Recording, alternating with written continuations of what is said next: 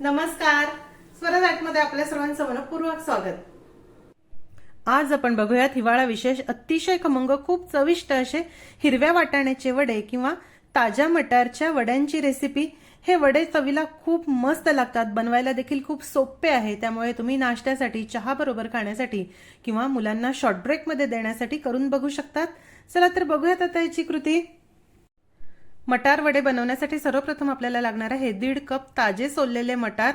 इथे ताज्या शेंगा सोलून त्याचे दाणे काढले आहे. फ्रोझन मटार वापरू नका. सर्वप्रथम मिक्सरच्या भांड्यामध्ये मटारचे दाणे घालूया. यामध्ये साधारण 4 ते 5 आपल्याला लसूण पाकळ्या घालायच्या आहे. तुम्ही लसूण खात नसाल तर नाही घातला तरी चालेल. चवीनुसार हिरवी मिरची घालूया. अर्धा टीस्पून धणे, त्यानंतर अर्धा टीस्पून बडीशोप घालूया आणि अर्धा टीस्पून आपल्याला जिरे देखील घालायचे आहे. आता हे सर्व साहित्य पाणी न घालता आपल्याला मिक्सरला किंचित जाडसर असं वाटून घ्यायचं आहे. पाणी अजिबात घालू नका. हे बघा, या पद्धतीने मटार मी छान बारीक करून घेतले आहे आणि पाणी अजिबात घातलं नाही. पाणी न घालताच छान असं वाटून घ्या. आता आपण हे मटारची पेस्ट एका बाउलमध्ये काढून घेऊ. ह्यामध्ये चिमूटभर हळद घालूया. 1 मोठी चिमूट आपल्याला हिंग देखील घालायचा आहे. यामध्येच 1 टेबलस्पून पांढरे तीळ घालूया. तिळामुळे छान खमंग असे हे वडे तयार होतात. चवीनुसार मीठ घालूया. आता भरपूर सारा कोथिंबीर घालायचा आहे आणि या ठिकाणी मी अर्धा कप हिरवी कांदापात घातली आहे. कांदापात नसेल तर तुम्ही याऐवजी एक मध्यम आकाराचा कांदा देखील घालू शकतात. पण कांदापात घातल्यामुळे वडे अधिक छान चविष्ट होतात आणि छान हिरवे देखील दिसतात. हिवाळ्याच्या दिवसात तर सर्वत्रच कांदापात मिळते, त्यामुळे मिळाली तर कांदापातच वापरा. आता या वड्यांना बाइंडिंग येण्यासाठी 2 टेबलस्पून इथे मी तांदळाचं पीठ घालणार आहे. तांदळाचंच पीठ घाला, म्हणजे छान अगदी कुरकुरीत हे वडे तयार होतात. तांदळाच्या पिठाचा अंदाज थोडा कमी अधिक होऊ शकतो. मटारचं जे मिश्रण आहे हे कितपत ओलसर आहे त्यानुसार आपल्याला तांदळाचं पीठ घालायचं आहे. आता हे छान मिक्स करून घेऊया. हे बघा, हे छान मिक्स झालं आहे,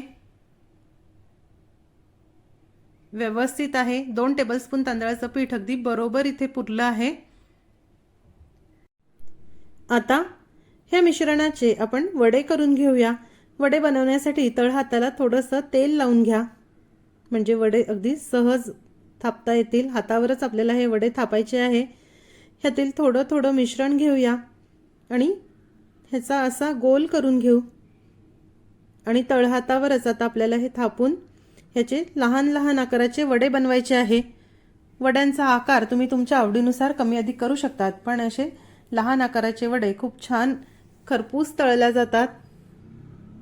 हे बघा, आणखी एक वडा मी तुम्हाला करून दाखवते. बघा, असे सर्व वडे मी आता करून घेते. वडे तळण्यासाठी इथे मी तेल गरम करायला ठेवलं आहे.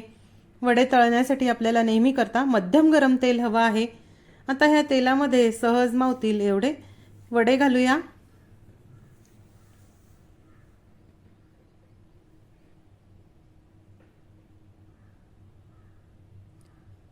आता मध्यम आचेवर आपल्याला हे वडे छान खमंग होईपर्यंत तळायचे आहे. वडे तळताना घाई करू नका. मध्यम ते मंद आच करून हे वडे छान तळून घेऊया.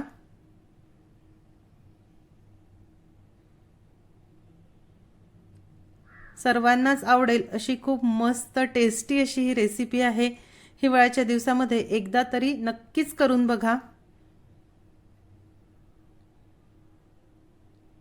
दोन्ही बाजूनी पलटून पलटून आता हे वडे आपल्याला छान तळायचे आहे. हे बघा, वडे किती छान खमंग तळून झाले आहे. आता आपण हे वडे काढून घेऊया. थोडं तेल निथळवून घेऊ. उरलेले वडे देखील याच पद्धतीने मी आता तळून घेते आहे. मध्यम आचेवर वडे तळूया. हे बघा, हे वडे देखील किती छान खरपूस तळून झाले आहे. आता आपण हे देखील काढून घेऊ.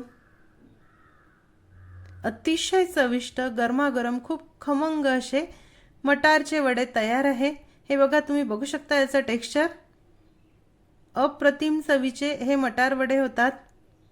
बघा, आतमध्ये देखील खूप हलके आणि पोकळ असे हे वडे झाले आहे. बाइंडिंगसाठी कमीत कमी तांदळाच्या पिठाचा वापर करा, म्हणजे वडे छान हलके असे होतात. हे वडे तुम्ही तळलेल्या हिरव्या मिरची बरोबर, सॉस बरोबर खा, खूप मस्त लागतात. मुलांना डब्यामध्ये देण्यासाठी, नाश्त्यासाठी एकदा तरी हे वडे नक्की करून बघा.